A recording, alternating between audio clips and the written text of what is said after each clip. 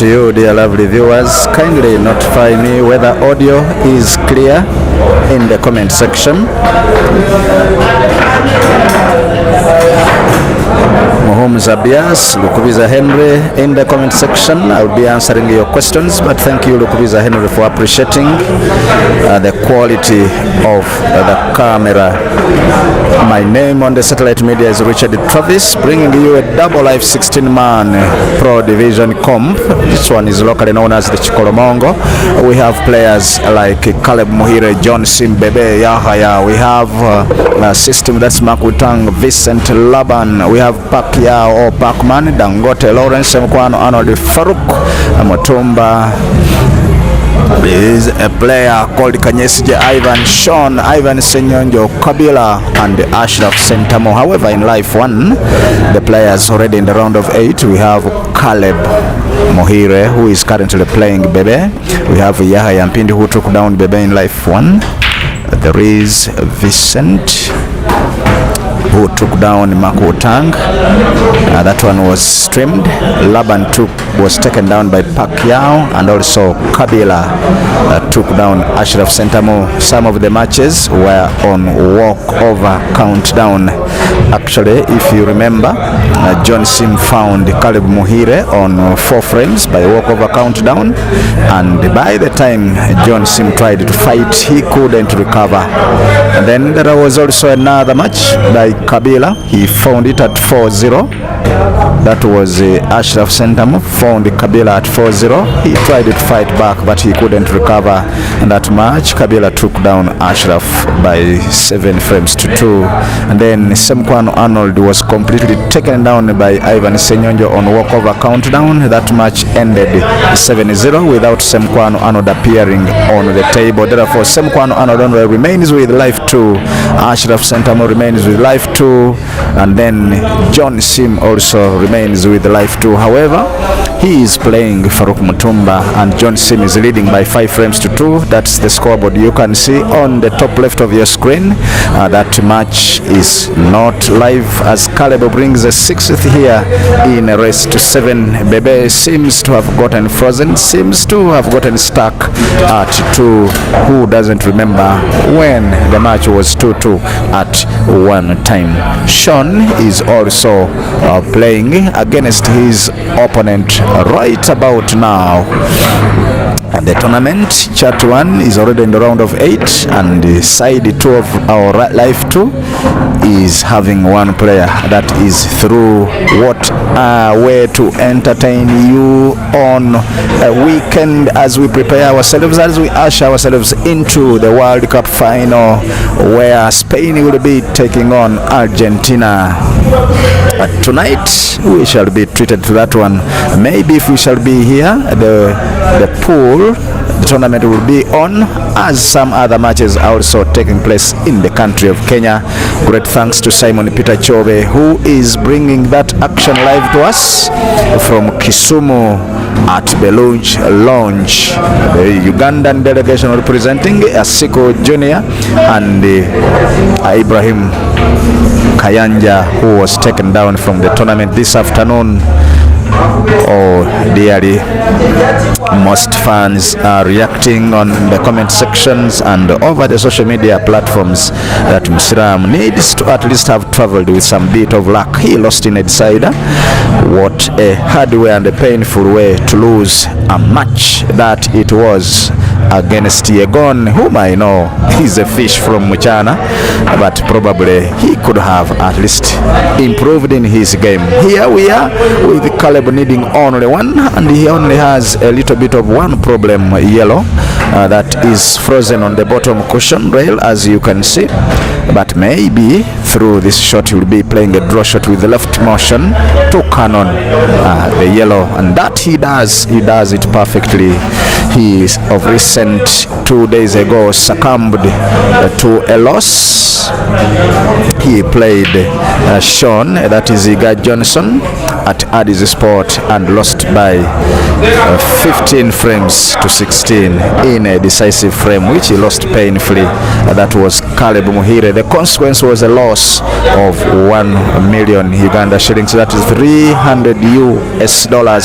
Here we are. He is playing with the left spin. Cue ball is perfect and perfectly positioned. Bebe waits for only maybe a chance. How best can he play this? He can play it with a draw shot, leaving cue ball either a little bit backwards or playing it to port. Remember, center pockets are suspect, but he can port it with a draw just like that. And now porting the black to the bottom right corner pocket by roll, by draw, by tap is bread and butter. Caleb Muhiire exits Bebe completely in the tournament, having been eliminated in the first life by the young sensation Yahya Mpindi. Bebe is on his way to have lunch at home.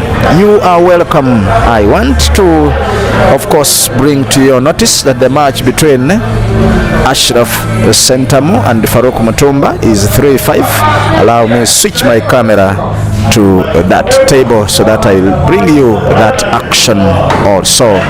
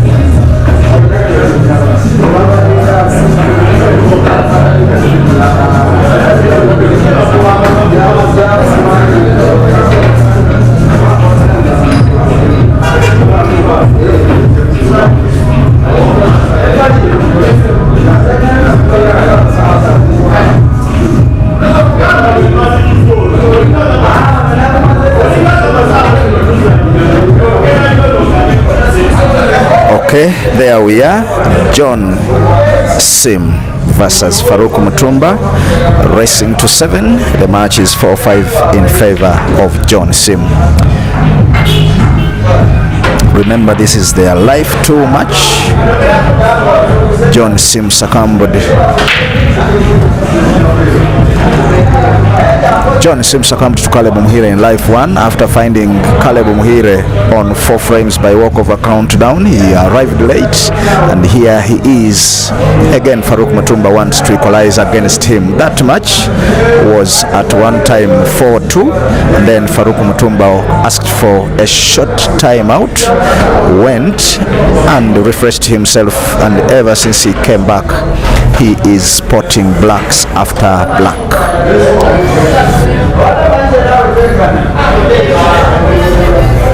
Lukie'S Henry is thanking Caleb Muhiire for having played well, exiting one Bebe completely from this double Life Chikolomango tournament.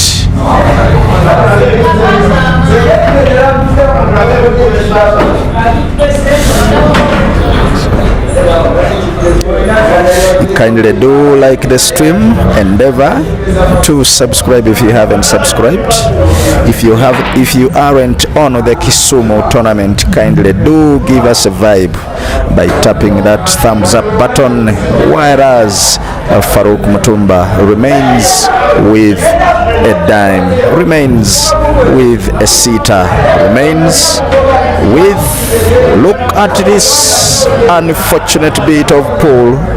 As he was to equalize, he played the black into the center pocket on the left. Playing the cue ball into the center pocket on the left. I beg your pardon, dear lovelies. Farouk Mutumba's misfortune continues to haunt him, continues to follow him. It would have been John Sim having an having an extension. John Sim lost his Life 1 match, and he must make sure that at least he wins this one. He has played himself into a little bit of trouble. He now needs a recovery. A recovery that is John Sim.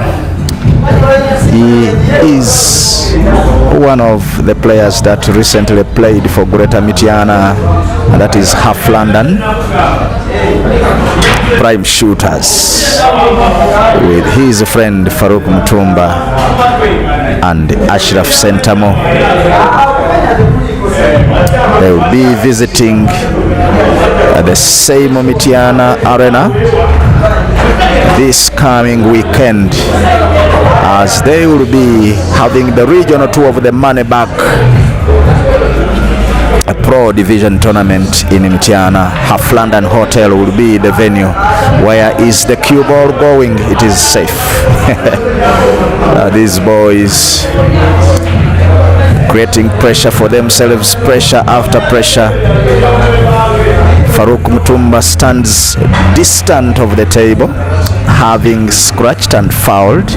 And now look at this one again. Cue ball is not very fancy. He's using too much power, and yet he's someone who does train, but a recovery shot he's got by playing with power and some kind of left spin on the cue ball. Now putting the bottom right. The black is there to have bread smeared with butter. 6-4.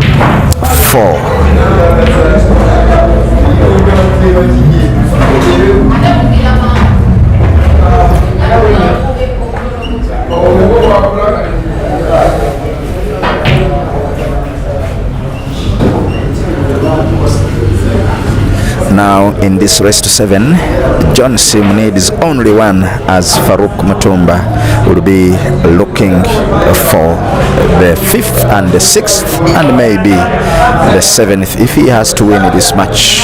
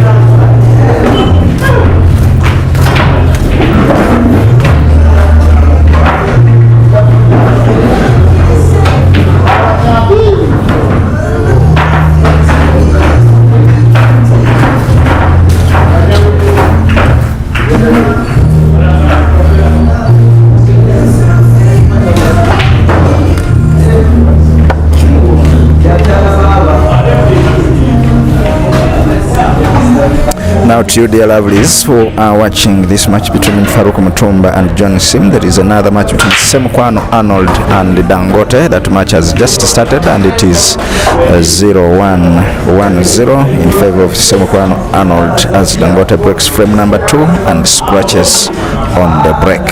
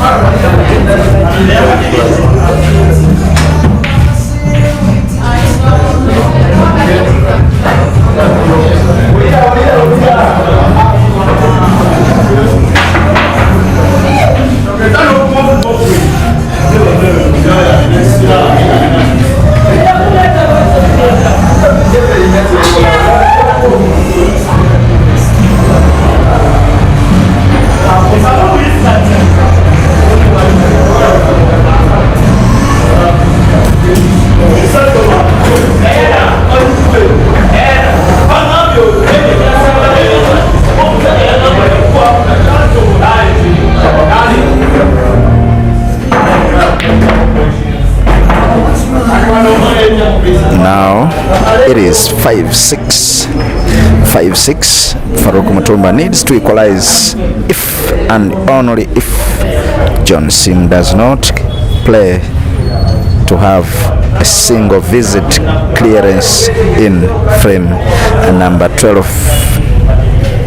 John Sim needs only one as Farouk Mutumba needs the 6th and the 7th.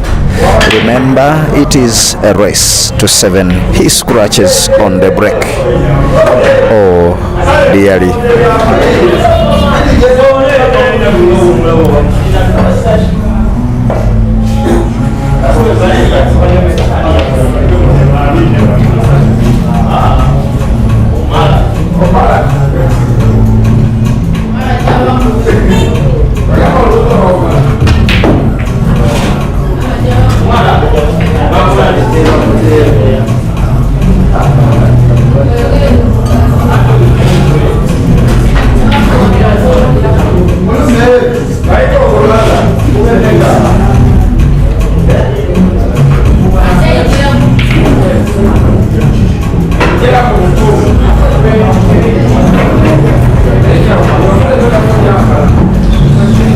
I think he's opting for the reds, that is Farouk Mutumba, because now the the yellows look terribly placed on the table. He does close the table. Cue ball has moved a little bit further. He looks like he does not know the velocity of this table. He actually stood in wonder when he scratched after putting the last ball in the frame that made the 6th for John Sim. I beg your pardon.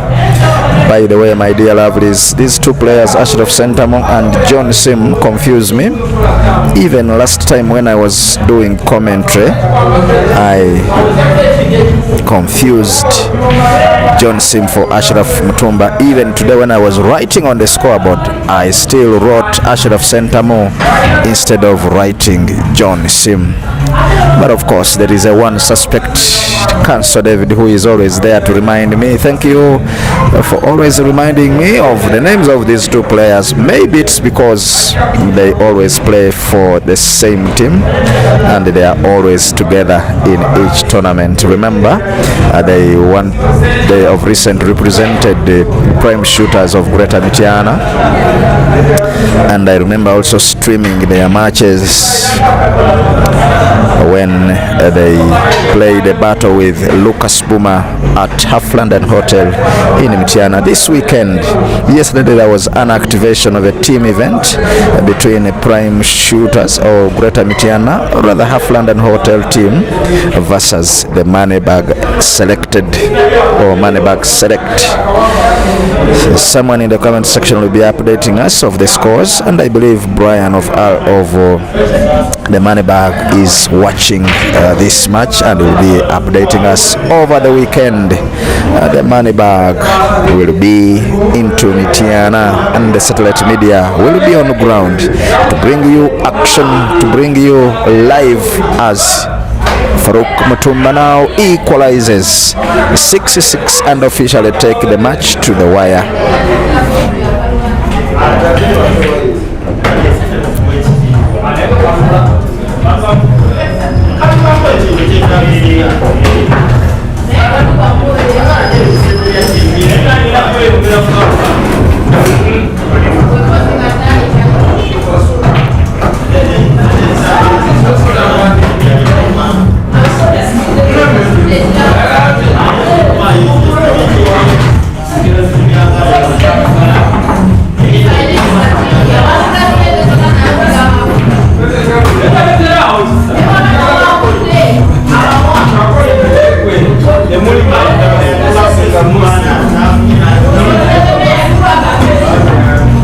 Welcome to those of you in the comment section. You could have joined when the link was showing a different match, Bebe versus Caleb. We just extended the stream. Forgive us for having a wrong caption, but the scores are telling it all that the match is between Farouk Mutumba versus John Sim. Remember, at one time the match was 4-2. It extended to 5-2, 5-3, 5-4 as Farouk Mutumba was about to equalize. He scratched after potting the last red and it made a 4-6. Now he has made a comeback. It is no longer a story but a real comeback. Now he has broken big and has potted the ball on the break. It will be upon him to compose himself in this decisive frame to either play the yellows or play the reds or give away the match for John Sim to take. They both confirm that the ball, the cue ball and the yellow are not touching. John Sim, putting on red, finally inspects, looking very disappointed that he may lose a match that he was comfortably in lead of.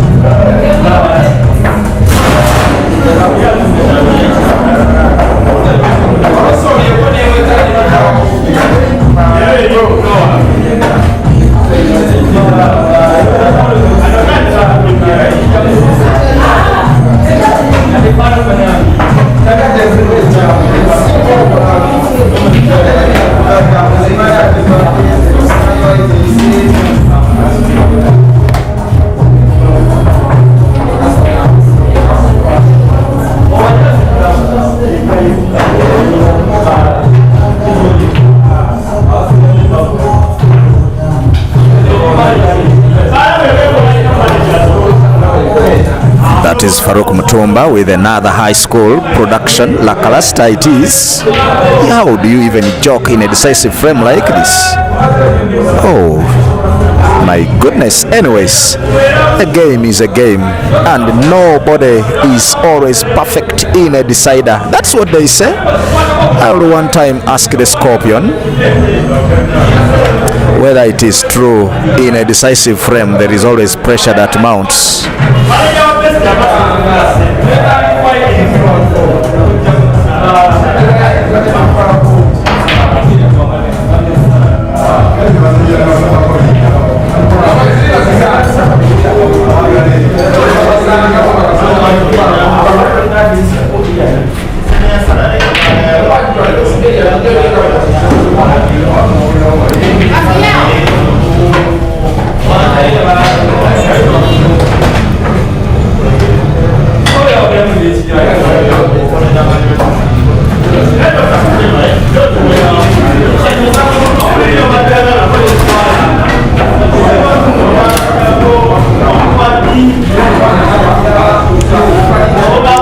Yes, I would like to bring you action that will be coming your way this coming weekend. Money Bag Promotions in conjunction with Half London Hotels Mitiana presents the Money Bag Pro Division Pool Championship 2026 Greater Mitiana Regional Tour.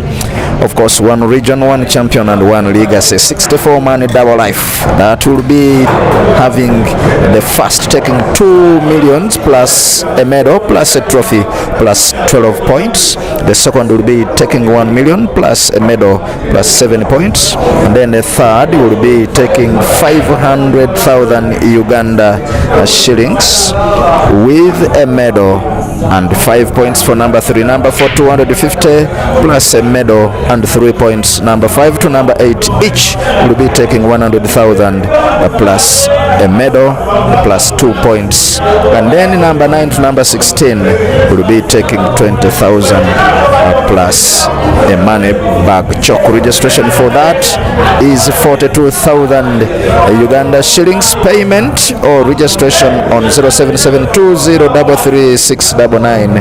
Nandaula Patience Michelle, my co-sponsor and my co-pool lover, who normally of course passes by the satellite media to do commentary, and today if she passes by she will be giving us more details about this comp which we shall be streaming from the 24th to the 26th of July from the Half London Hotel in Mitiana. You are welcome. Kindly mark your calendars so that on that date you are watching. Now this match has ended. John Sim taking down Faruk Mutumba, who missed a clearance after breaking and potting a ball. There the match has ended there. I will be switching my camera to the match between Semukwano Arnold versus Dangote or Sengonge Lawrence. Just give me a minute as I finish this announcement. Venue will be Half London. That's what I was telling you. Come one, come all. Come compete and win big. More than a game, it's a money bag movement. And then on the first and second, we shall be having the grand opening of the Black Power Pool Arena in Kasangati. That one will also be coming your way on the satellite media and Simon Peter Chove. That match and that tournament is to happen at Black Power Pool Arena. And then of course I will be updating you of this August month will be packed with comps, with of course another one from the 26th to 31st in Arusha, Tanzania. We only pray that a Ugandan delegation is represented well in both play and also streaming.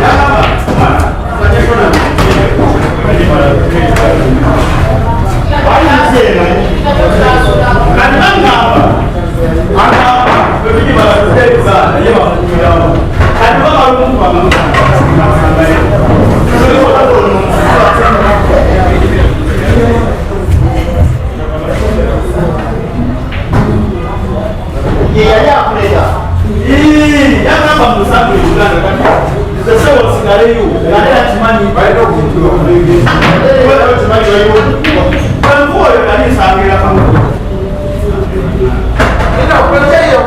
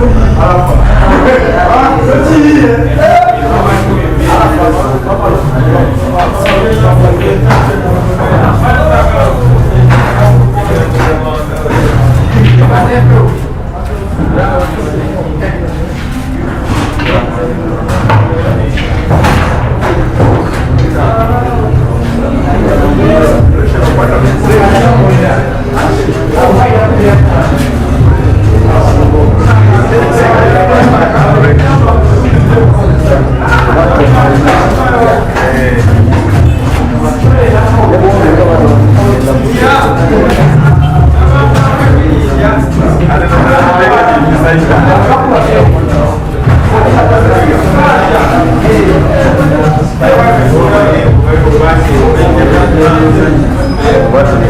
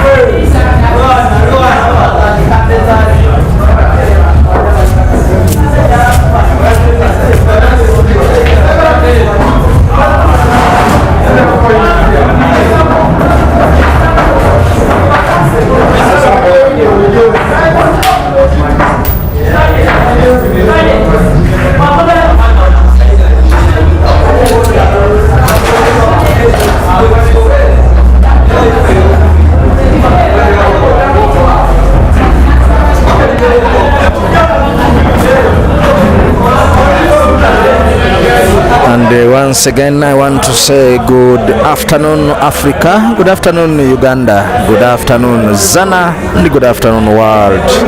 You are welcome to the satellite media once again. This is Lukie'S Arena and Lukie'S 16-man double life pro division comp that is taking shape.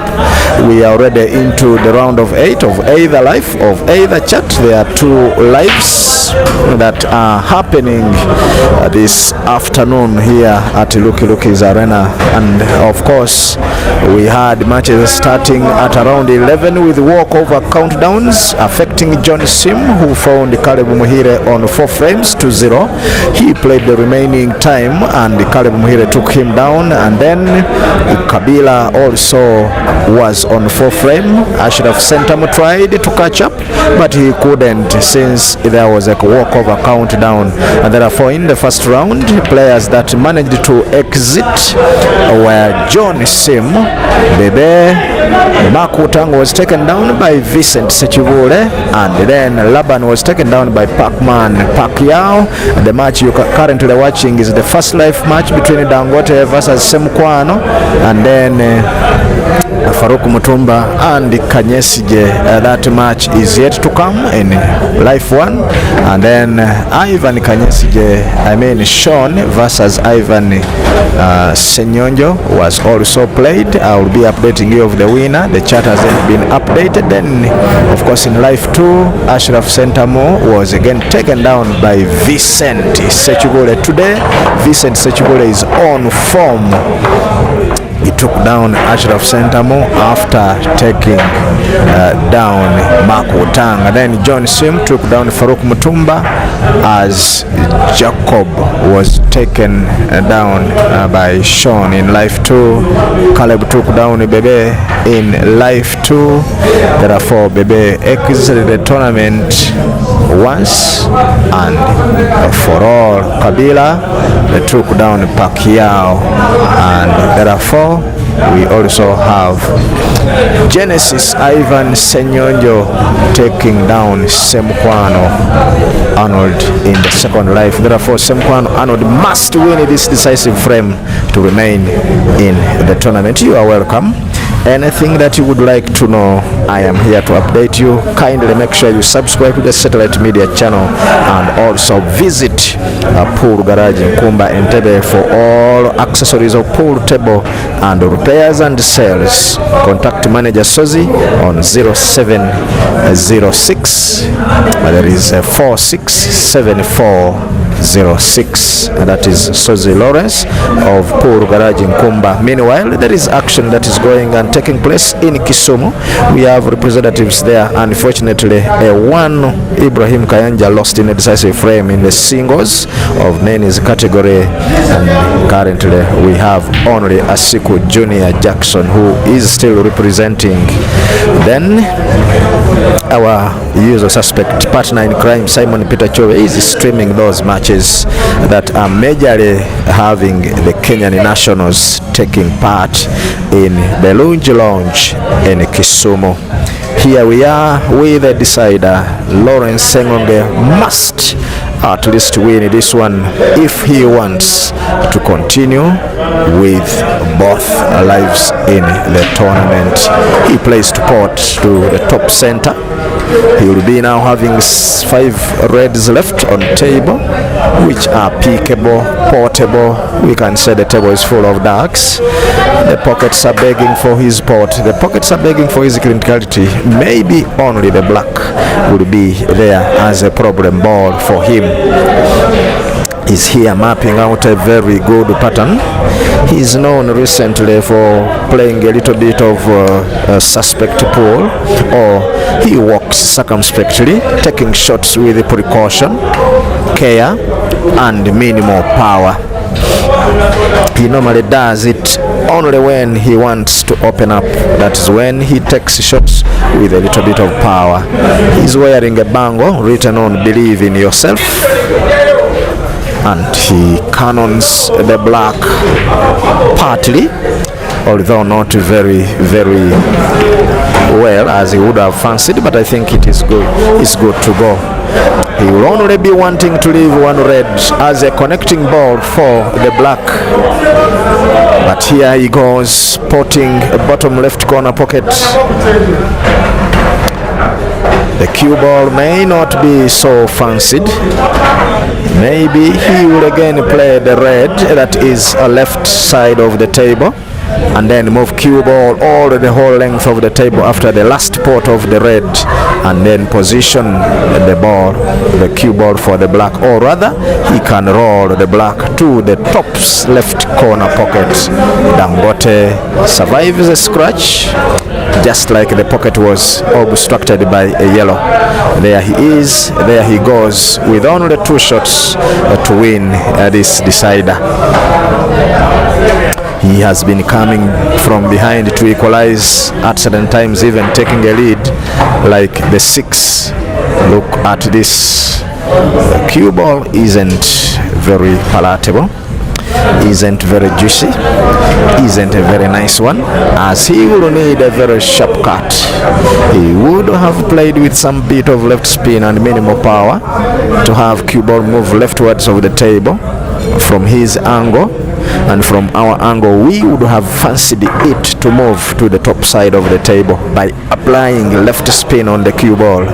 The satellite media joins the country, Uganda, the world and the NYANAMA to mourn the death of General Moses Ali.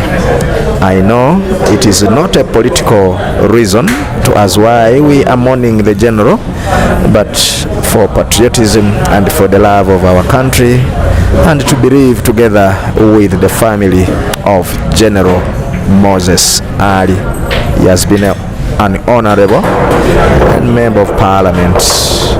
Dangote successfully pots and takes down Semukwano Arnold. Congratulations, Dangote. We shall be, of course, stopping this stream to have another match that is coming your way. Thank you so much, dear lovely viewers.